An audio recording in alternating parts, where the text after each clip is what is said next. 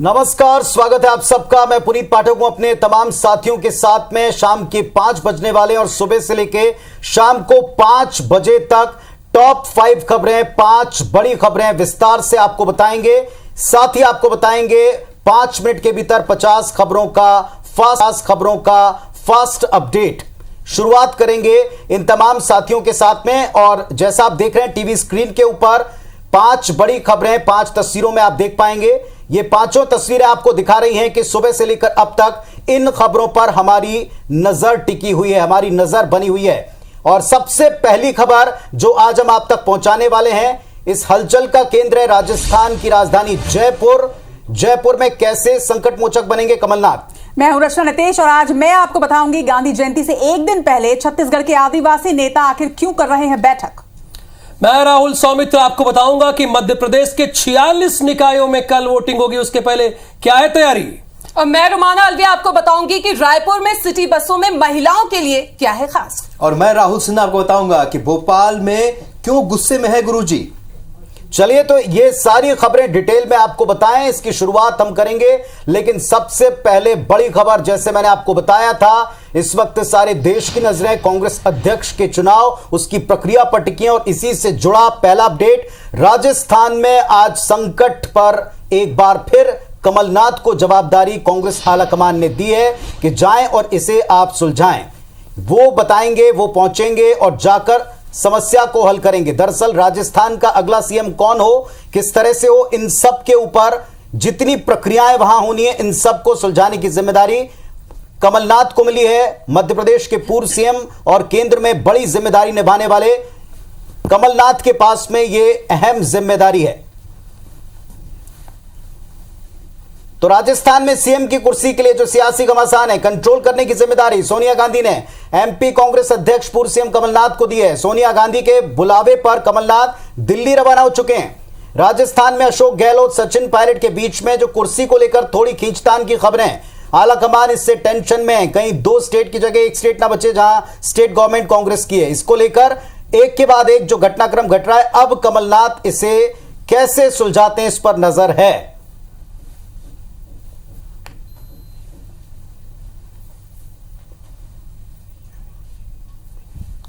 तो कमलनाथ के ऊपर अहम जिम्मेदारी है। कमलनाथ को दिल्ली बुला लिया गया है, राजस्थान पहुंचेंगे। राजस्थान में इस वक्त हलचल काफी तेज है। राजस्थान का राष्ट्रीय अध्यक्ष कौन बने, इसको लेकर गांधी परिवार से बाहर कुछ नामों की दावेदारी हमने आपको बताई थी। और इसमें सबसे प्रमुख नाम अशोक गहलोत का है, जो राजस्थान के सीएम है। लेकिन एक ही पार्टी में अगर वो राष्ट्रीय अध्यक्ष के तौर पर जिम्मेदारी निभाते हैं तो कांग्रेस किसे वहां प्रदेश की कमान देगी, इसे लेकर शक्ति प्रदर्शन का गुट के बीच में आपसी खींचतान का माहौल बना है राजस्थान में। और इसके ऊपर नजर रखने के लिए अब जिम्मेदारी मिली है कमलनाथ को। कमलनाथ दिल्ली बुलाए गए हैं। नवीन सिंह हमारे साथ में जुड़े हुए हैं। नवीन के पास में मैं आपको ले चलता हूं। नवीन, अपडेट क्या मिल रहा है इस वक्त का।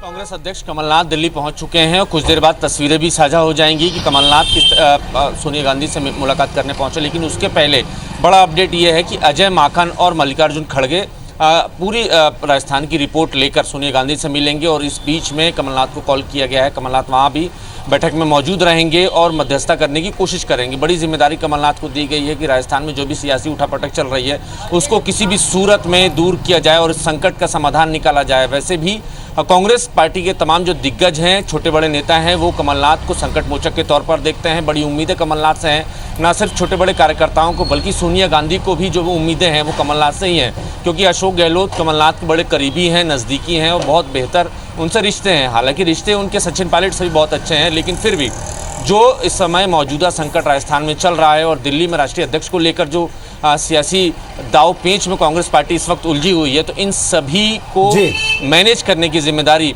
सोनिया गांधी ने कमलनाथ को दी है। कमलनाथ पहुंच चुके हैं। बहुत जल्द सोनिया गांधी से मुलाकात वो कर सकते हैं। लेकिन इसके पहले सोनिया गांधी ने एक बड़ी जिम्मेदारी मल्लिकार्जुन खड़गे और अजय माकन को भी दी थी कि राजस्थान में हर उस बागी विधायक से बातचीत करें, 1-to-1 करें और उनकी नाराजगी क्या है, इन तमाम डिटेल्स के साथ, पूरी रिपोर्ट के साथ तो माकन और खड़गे दोनों एक राउंड में ये तैयारी कर चुके हैं। लेकिन इसके बाद अब कमलनाथ जो है इस क्राइसिस को कैसे सॉल्व करते हैं, आलाकमान को उन पर भरोसा है। शुक्रिया नवीन आपका इस अपडेट के लिए।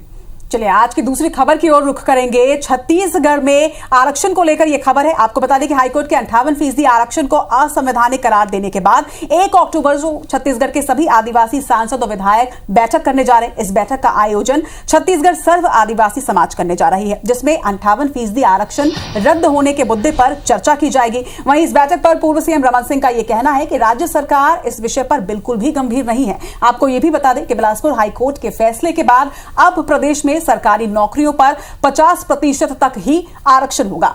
इस खबर पर ज्यादा जानकारी के साथ हमारे सहयोगी राजेश मिश्रा इस वक्त हमारे साथ जुड़ रहे हैं। राजेश, अब तक आरक्षण के मुद्दे पर बीजेपी और कांग्रेस आमने सामने नजर आई है, एक दूसरे पर आरोप भी लगाती रही है, लेकिन अब जिस तरह से गांधी जयंती के ठीक एक दिन पहले यह बैठक आयोजित की गई है, क्या यह माना जाए कि एक साथ मिलकर इस मुद्दे का हल निकालेगी दोनों पार्टियां?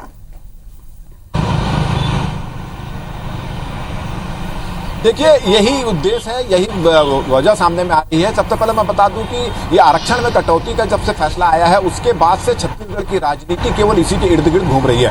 भारतीय जनता पार्टी का कहना है कि कांग्रेस सरकार ने इसको गंभीरता से नहीं लिया।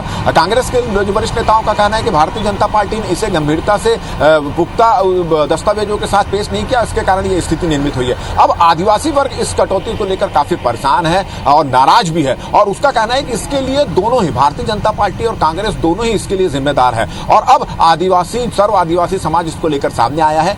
1 अक्टूबर को, गांधी जयंती के ठीक पहले 1 अक्टूबर को एसटी के जितने भी सांसद और विधायक, उसकी एक बैठक सर्व आदिवासी समाज लेने वाला है। रायपुर के सर्किट हाउस में बैठक होगी और उस बैठक में तय किया जाएगा कि ये जो मुद्दा है इसको लेकर अब आगे की क्या रणनीति तय करना है। वहीं सर्व आदिवासी समाज इसकी भी तैयारी में है कि इसको लेकर वो महाबंद करने की भी तैयारी में है। इसके अलावा आर्थिक नाकेबंदी भी करे, वो इसकी भी तैयारी में लगा हुआ है। तो इसके लिए पूरी तरह से अब सर्व आदिवासी समाज इसमें आगे आ गया है। और जब सर्व आदिवासी समाज का यह बयान आया कि वो महाबंद करेंगे और सभी एसटी के सांसद विधायकों को, सभी पार्टी के उसको लेकर चर्चा करेंगे, तो उसके बाद फिर बयानबाजी शुरू हो चुकी है। और आज पूर्व मुख्यमंत्री रमन सिंह का इस मामले में कहना है कि सरकार इस मामले में गंभीर नहीं थी, और गंभीर होती तो जिस तरह से नान के मामले में बड़े बड़े वकीलों को देकर कोर्ट में तर्क रखा गया था, उसी तरह का तर्क इसमें भी रखा जाता, मगर ऐसा नहीं किया गया। वहीं कांग्रेस का कहना है कि इसमें पूरी गलती भारतीय जनता पार्टी की थी। उसने ननकीराम कंवर को की जो रिपोर्ट थी इस मामले में, उसको गंभीरता से नहीं लिया। तो आरोप प्रत्यारोप भी चल रहे हैं, राजनीति भी चल रहा है, मगर इसको लेकर सर्व आदिवासी समाज जो सामने में आया है, उसके बाद ऐसा लगता है कि ये मामला आने वाले दिनों में और गर्माएगा। और अब जो फैसला कर रहे हैं एसटी वर्ग के सांसद और विधायक, जो बैठ के वो मिल बैठ के चर्चा करेंगे कि आखिर इस मुद्दे पर किस तरह से आगे जाया जाए, क्योंकि मिशन 2023 में आदिवासी जो वोट है छत्तीसगढ़ के, वो काफी महत्वपूर्ण भूमिका अदा करेंगे। अगर वो किसी को इसके लिए जिम्मेदार ठहराते हैं और उसके खिलाफ अगर वोट करते हैं, तो निश्चित रूप से उसके लिए सत्ता तक पहुंचना मुश्किल हो जाएगा। जी बिल्कुल राजेश, एक अच्छी पहल है, लेकिन सार्थक पहल शायद तब होगी जब इस बैठक में कोई समाधान निकलकर सामने आए। तमाम बातचीत के लिए आपका बहुत बहुत शुक्रिया। तो बिल्कुल रचना ने बताया आदिवासी आरक्षण को लेकर एमपी एमएलए की बैठक की खबर से। अब आदिवासी किस ओर रुख करेंगे, चूंकि मध्य प्रदेश में चुनाव है, 18 जिलों में चुनाव है, 46 निकायों में, और इसका अपडेट देने के लिए विजेंद्र हमारे साथ है। विजेंद्र, कल इलेक्शन है, उसके पहले क्या तैयारी है, जरा बताइए। बेशक कल का दिन महत्वपूर्ण है राहुल। मध्य प्रदेश में 18 जिलों के 46 निकायों पर ये चुनाव होने, और बड़ी बात यह है कि जो आदिवासी बहुल सीटें हैं जिन पर हुई बीते विधानसभा चुनाव में बीजेपी की करारी हार के चलते उसे सत्ता की सीढ़ी से कुर्सी से कुछ पीछे रहना पड़ा था। 47 सीटें मध्य प्रदेश में एसटी वर्ग के लिए रिजर्व हैं, और अगर विधानसभा लिहाज से हम बात करते हैं तो 47 में से 31 सीटों पर कांग्रेस ने जीत हासिल की थी। यही वजह है कि सरकार बनाने में 2018 में कांग्रेस कामयाब हुई थी। लेकिन अब चूंकि मध्य प्रदेश में अगले ही साल विधानसभा के चुनाव होने हैं, तो बीजेपी और कांग्रेस दोनों चाहते हैं कि आदिवासी क्षेत्रों में उनका दबदबा बना रहे, कांग्रेस दबदबा बनाए रखे। तो लड़ाई तो विजेंद्र इसी बात की है कि आदिवासी क्षेत्र में दबदबा बना रहे। ये चुनाव यही तय करेगा। बहुत बहुत शुक्रिया आपका इस पूरी जानकारी के लिए। बिल्कुल, निकाय चुनाव के बाद अब बात कर लेते हैं रायपुर को जो सौगात मिल गई है। एक बार फिर से उसकी आपको बता दें कि रायपुर में लगभग 2.5 साल से बंद सिटी बसों का संचालन आज से फिर से शुरू हो गया है। पहले चरण में 67 में से 30 बसें शुरू की जाएंगी। इसके बाद टेंडर की समय सीमा के भीतर सभी बसें सड़कों पर उतार दी जाएंगी। बसों का रूट और किराया शासन की तरफ से तय कर लिया गया है, और करीब 2.5 साल बाद सिटी बसों के शुरू होने से महंगा ऑटो भाड़ा देकर यात्रा करने वाले लाखों लोगों को इससे राहत मिली है। ज्यादा जानकारी के लिए हमारे संवाददाता संदीप हमसे जुड़े हुए हैं। संदीप, कौन कौन से वो रूट रहने वाले हैं जहां पे ये सौगात एक बार फिर से मिली है? देखिए, ये जो सिटी बस सेवा फिर से शुरू हुई है, इससे हर वर्ग को फ़ायदा होगा।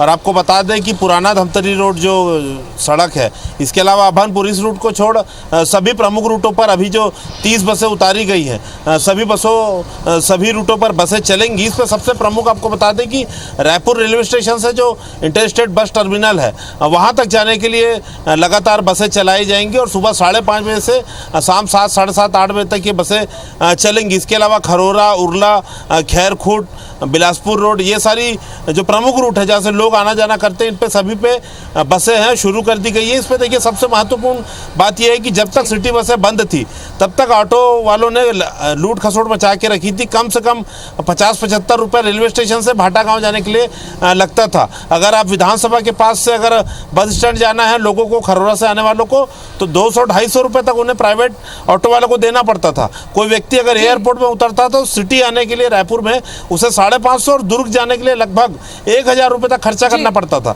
लेकिन अब सिटी बस शुरू हो गई है। कह सकते हैं कि ये गुड न्यूज है रायपुर के लोगों के लिए कि उनकी ट्रेन भले ही मिस हो जाए लेकिन बसें जो हैं वो मिस नहीं होंगी। इस तमाम जानकारी के लिए आपका बहुत बहुत शुक्रिया। बिल्कुल। और अगली खबर मध्य प्रदेश की शिक्षा व्यवस्था से जुड़ी हुई, क्योंकि यहाँ 75,000 से भी ज्यादा टीचर्स पिछले 10 दिनों से अपनी मांगों को लेकर आंदोलन कर रहे हैं। तो वहीं अब दूसरी ओर अतिथि शिक्षकों ने भी सरकार के खिलाफ हल्ला बोल दिया है। लंबे समय से अपने नियमितीकरण की मांग कर रहे अतिथि शिक्षकों ने एक बार फिर से सरकार को काम बंद करने का अल्टीमेटम दिया है। प्रदेश भर से अतिथि शिक्षक 10 अक्टूबर को भोपाल में आकर शक्ति प्रदर्शन करेंगे और मांग पूरी नहीं होने तक आंदोलन जारी रहेगा। सुधीर दंडोतिया हमारे सहयोगी इस खबर पर हमारे साथ लाइव जुड़े। सुधीर, जिस तरीके से शिक्षा व्यवस्था की अगर बात करें, शिक्षा और स्वास्थ्य, ये दो मूल जो आवश्यकताएं होती है लोगों की, लेकिन शिक्षा व्यवस्था जिस तरीके से चरमरा गई है, प्रशासन क्या कुछ निर्णय ले सकता है इस पर?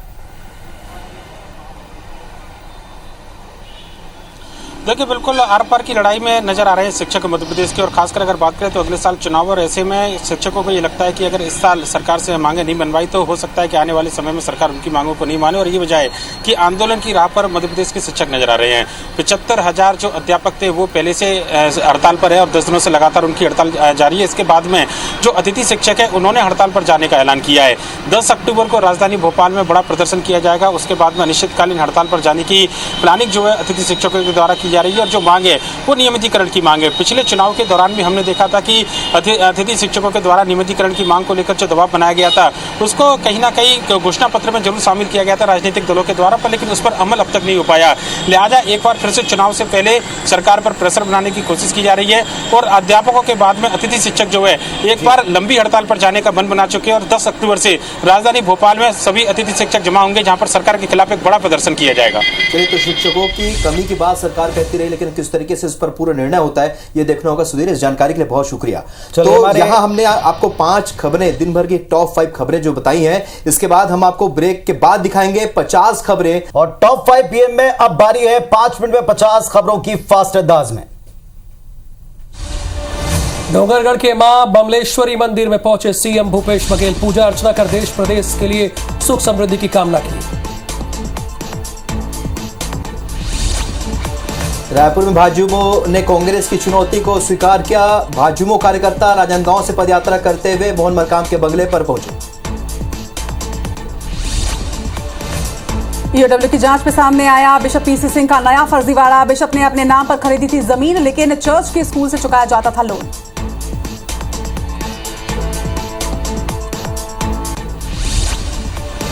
जबलपुर हाईकोर्ट में बिशप पीसी सिंह की जमानत याचिका पर सुनवाई। हाईकोर्ट ने ईओडब्ल्यू से मांगी केस की डायरी। ईओडब्ल्यू ने बिशप को जमानत देने का किया विरोध। 30 सितंबर को होगी अगली सुनवाई। गृह मंत्रालय की खुफिया रिपोर्ट में पीएफआई के साजिश का खुलासा। भारत को इस्लामिक राष्ट्र बनाने का था प्लान। पीएफआई ने कमजोर मुस्लिम और पिछड़े हिंदुओं को बनाया था टारगेट।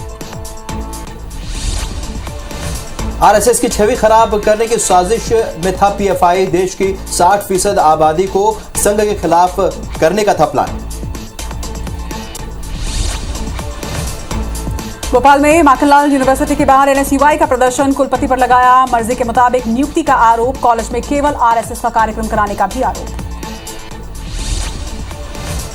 मध्य प्रदेश के अतिथि शिक्षक 10 अक्टूबर से करेंगे आंदोलन। एमपी में 75,000 से ज्यादा शिक्षकों की हड़ताल से जारी। अतिथि शिक्षकों को भी काम बंद करने का दिया अल्टीमेटम।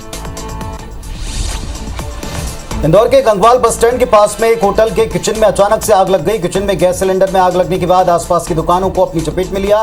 3 दुकानें जलकर खाक हो गई। मौके पर फायर ब्रिगेड की टीम पहुंची, काबू पाया।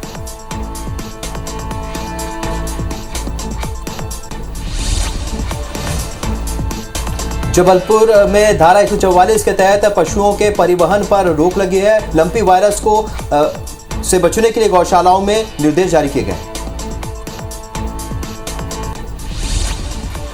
ग्वालियर में बीते 24 घंटे में लंपी वायरस के 205 नए मामले सामने आए। 2 गायों की लंपी वायरस से मौत हुई है। 27,605 गायों का वैक्सीनेशन हो चुका है।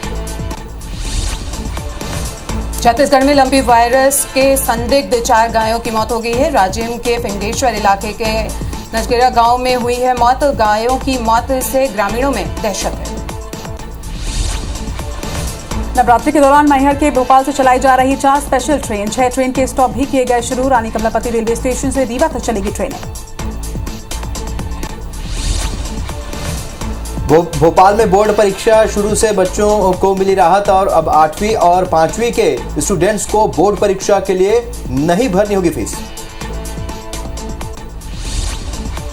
हटा में 15 साल की मासूम से दुष्कर्म हुआ। गांव के युवक पर दुष्कर्म का आरोप लगा। शिकायत के बाद आरोपी की तलाश में पुलिस जुटी। रीवा पुलिस ने हिस्ट्री शीटर की हत्या मामले में 8 घंटे में ही खुलासा किया है। बदमाशों ने इससे परेशान होकर लोगों ने दी थी हत्या को आदेश। पुलिस ने दोनों आरोपियों को गिरफ्तार किया। अनूपपुर के कोतमा में शख्स की हत्या की रात से पर्दा उठ गया। उसके पिता ने सुपारी देकर हत्या करवाई। पुलिस ने पिता समेत 3 आरोपी गिरफ्तार किए। इंदौर में 7 साल की मासूम बच्ची की हत्या पर पुलिस की जांच पूरी हो चुकी है। आरोपी को सजा दिलाने के लिए पुख्ता साक्ष्य इकट्ठा किए।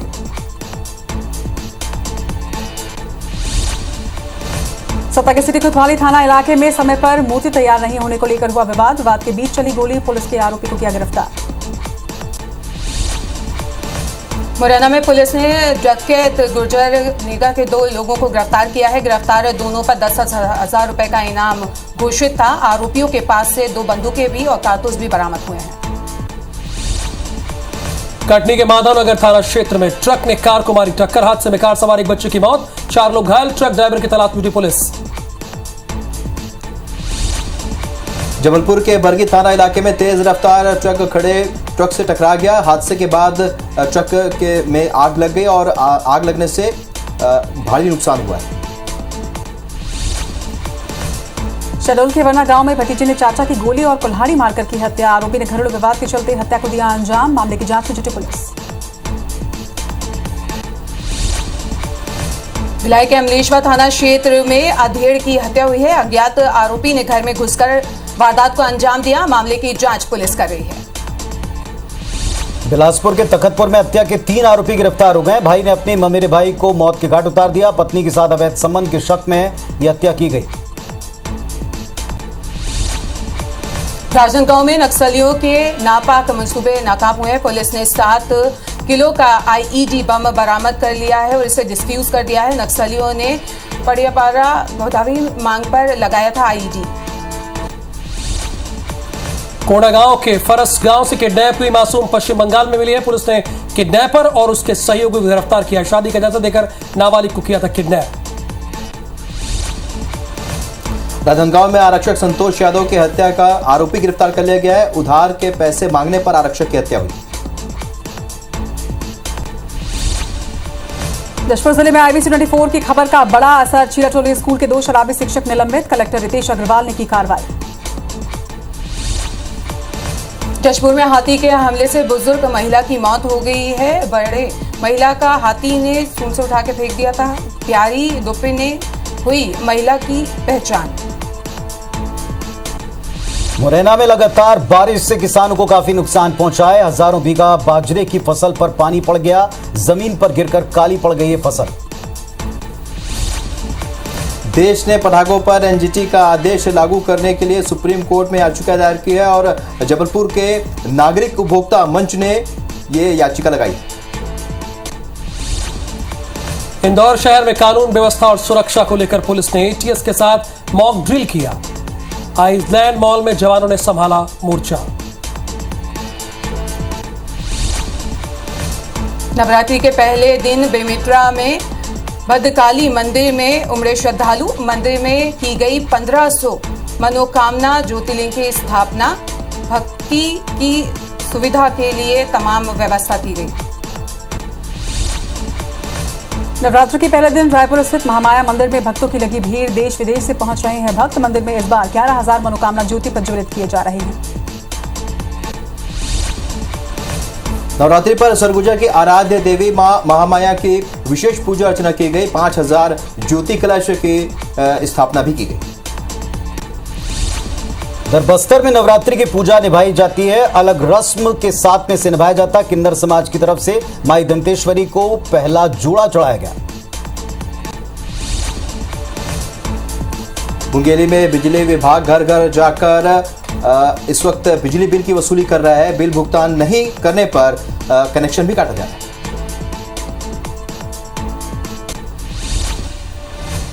तो टॉप 5 में आज के लिए बस इतना ही। तो रोज शाम को 5 बजे इसी रफ्तार से खबरें हम तमाम साथी आप तक पहुंचाएंगे। जुड़िएगा, देखिएगा प्रतिदिन टॉप 5 इवनिंग में अपडेट के लिए। नमस्कार। नमस्कार।